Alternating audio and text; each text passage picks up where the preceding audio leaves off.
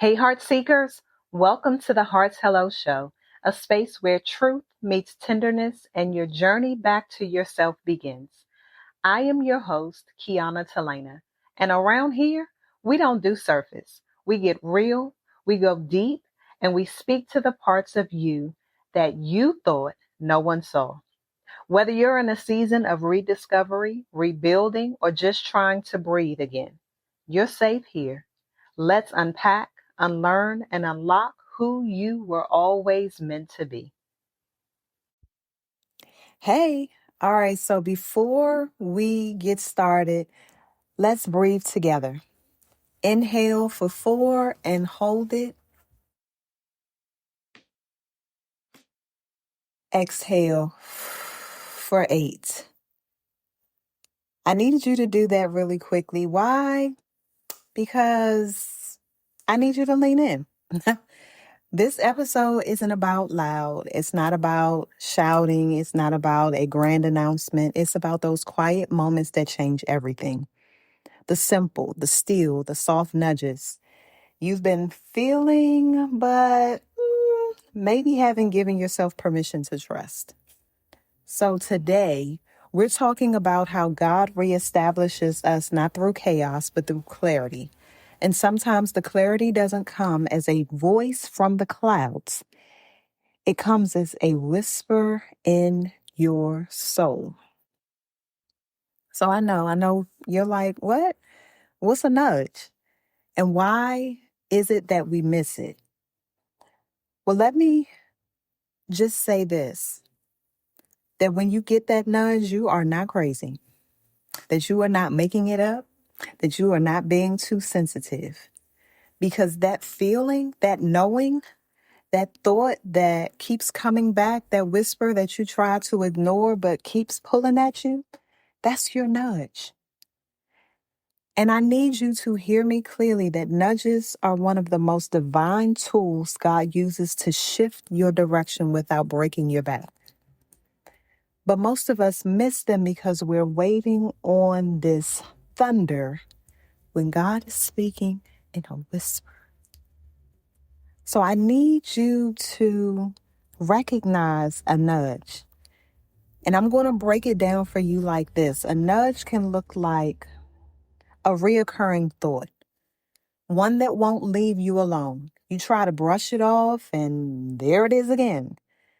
It could be a moment of peace, right in the middle of a storm. There's an idea that doesn't bring fear, but it brings stillness. Or it could show up as a disruption where your plan was moving one way, but something is tugging at you in another direction. It's not always deep. Sometimes it's as simple as send that text message. Don't respond to that email right now. Turn off the TV and just sit with me. And let me tell you, I used to override all of that. I used to say, that can't be God. That's too small. But now, oh my gosh, I have learned to lean in because it's sacred. Have you ever just had a moment where someone that you haven't spoke to in a really long time crosses your mind, crosses your heart? And you're like, you know what? I'm going to call them, what do you say? Later. Later comes and goes. It's been a week and it pops back up in your mind again. Call so and so. And when you call that person and say, I was supposed to call you a week ago, what do they sometimes say? Either something was hitting the fan in their life or they really needed a friend in that moment. Or it could be the other way around, which I'm finding for me now is because I will lean into when that person does indeed cross my heart and my mind. I'll send that text message. I'll make that phone call because I never know what's going on. But clearly, if you have crossed my mind for some odd reason that I have no clue about, God is clearly instructing me to give you a call. It could very well be that you making that phone call is going to cause them to maybe run late, could be preventing them from having some sort of accident or helping them to remember something that they were supposed to do. You just never know. And so we have to get comfortable and we have to get and have to be aware enough of when we are being nudged to do something. But what happens when we follow the nudge, or when should we follow the nudge? And so here's the thing, not every nudge needs a 30-day confirmation and 3 signs from heaven. I know that I'm talking to you. I know that you're saying, I'm going to wait for confirmation. I may have heard something, but I'm not quite sure. And then what do? You'll go and run it by 13,000 people and ask for their opinion. And then what happens? You don't do anything with it. Why? Because they weren't given the nudge. So it could be a nudge if it aligns with your values and what you already know to be true. If it leads to your peace and not confusion. If it requires faith but not self-betrayal. If it pushes you out of fear and into trust, then it might be time to move. So you don't need the full staircase. You just need the next step. And you don't need everyone's approval, just God's whisper and your obedience.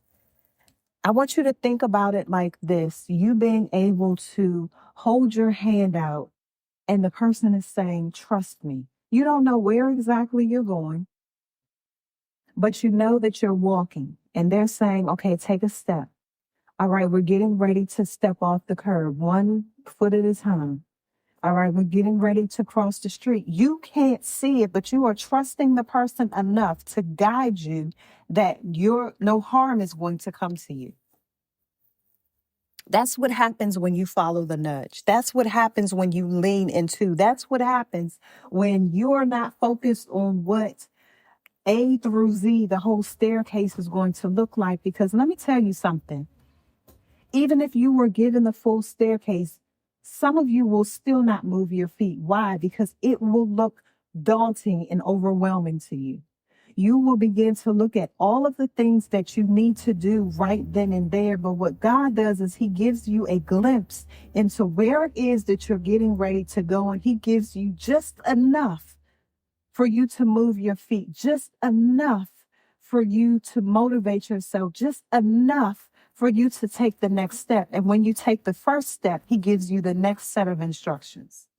Because there's no need in giving you all of the instructions right then and there if you are not going to take the first step.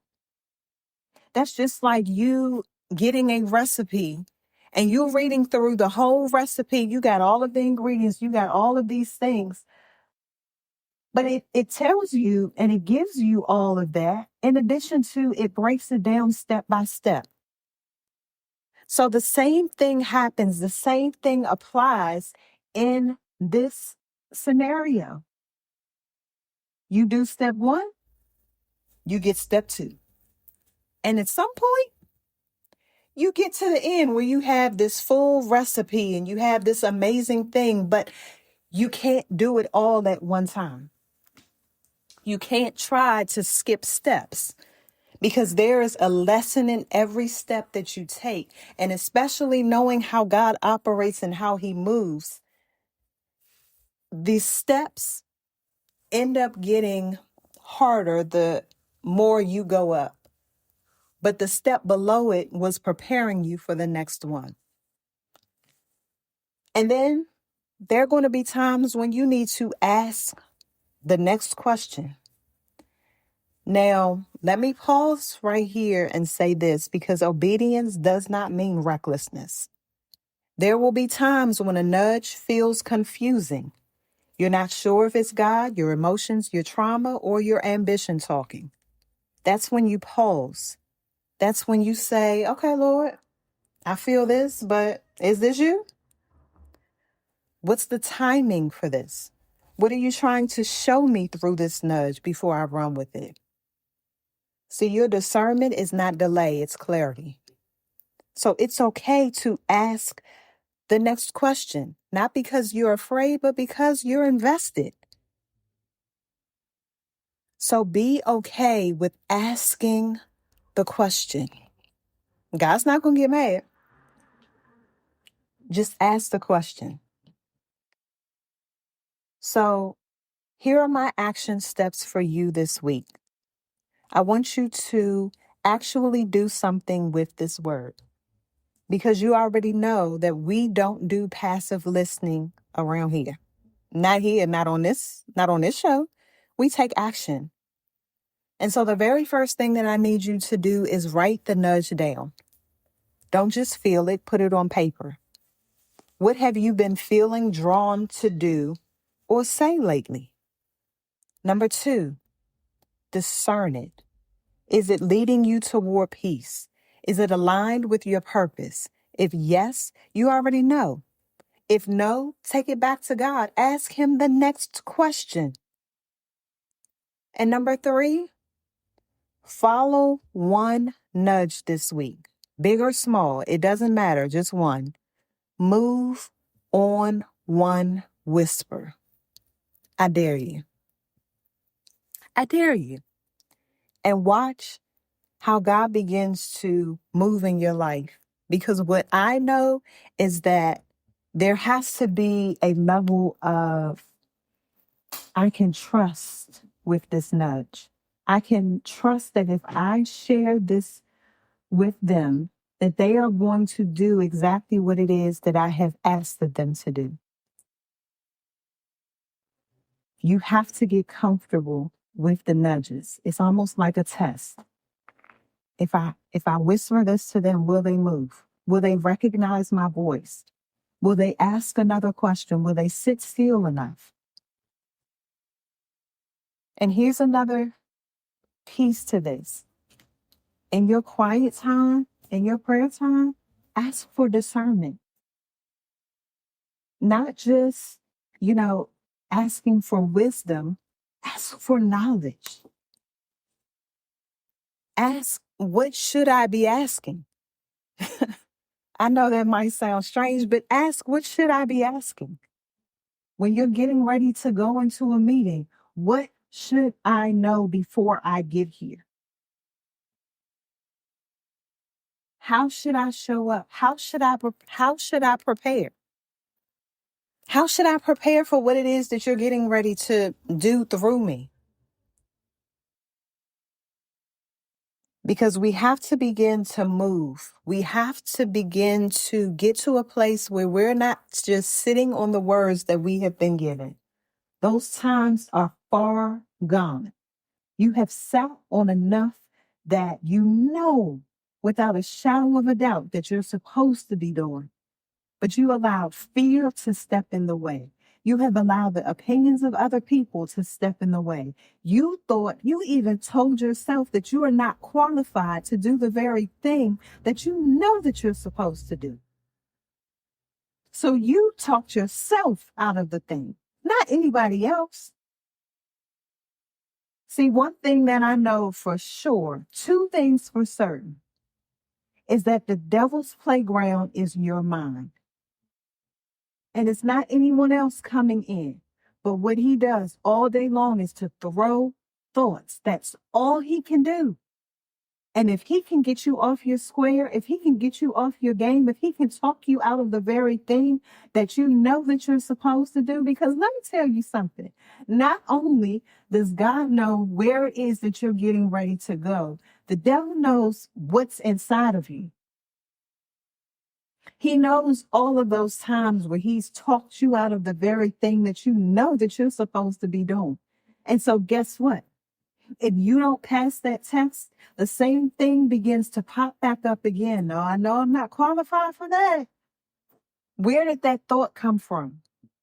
Because it's already been tested and proven that it works on you. So until you begin to step outside of your comfort zone, until you begin to tell yourself that that is a lie and move, You have failed the test again. So why switch the test up? Why? When it's already proven that it works. So will you pass the test this time? Will you decide that where did that thought come from? Why is it showing up again? And when you begin to make the decision that you are going to move off of the nudge that you know that you're supposed to be doing, that and that only is the time that that test will be passed and you won't have to take that one again. So my reflection questions for you that I want you to journal and to speak them out loud as you walk today, as you are taking some time for yourself today, is what's one nudge I've been ignoring because it didn't feel important enough? When was the last time I followed a nudge and what fruit came from it? And am I willing to trust God with small obedience, not just big breakthroughs?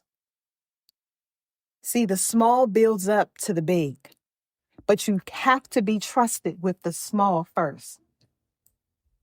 Because just like I shared with you earlier, what if you are given that nudge to call that person and you decide that you're going to call them later? Get comfortable with the small so that the big will begin to show up in your life. So listen, friend. This journey of reestablishing your life, your identity, your confidence, it's not about making big, bold moves every single day. Sometimes it's about being sensitive enough to hear God in the silence and being bold enough to follow Him without a full map. That's what strength looks like in this season. Not noise, not hustle, not perfection, just obedience to a whisper. So today, follow it. And if it's unclear, ask, then trust. You're not lost, you're being led. And I'm right here with you always. So if this episode met you right where you are, if it reminded you to pause and pay attention, share it with someone else because let's normalize trusting the nudge. And guess what? In the next month, I'm going to be hosting a Living Called workshop, Passion and Purpose, where we're going to talk about these things and more. So it's some new things on the horizon, y'all, right? So check out my new YouTube page, and it's going to be at Kiana Talena.